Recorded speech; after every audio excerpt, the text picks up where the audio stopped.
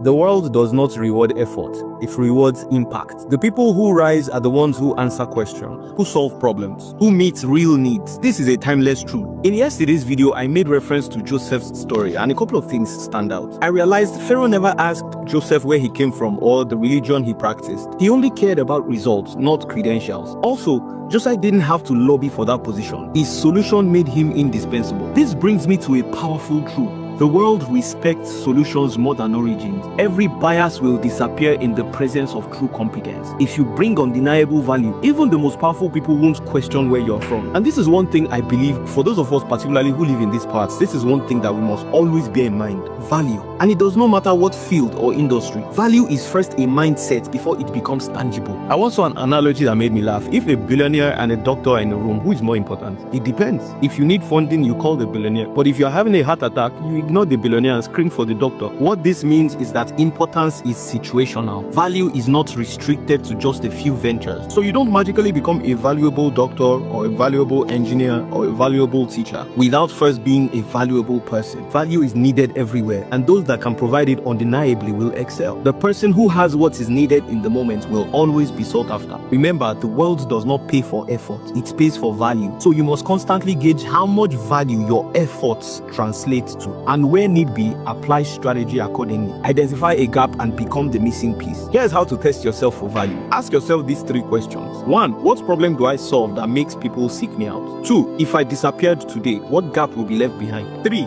Am I known for actually profiling solutions, be it at home, at work, or within my social circle? Or am I just known for making noise? Because in the end, you are only as valuable as the problems you can solve, and you cannot defeat the process.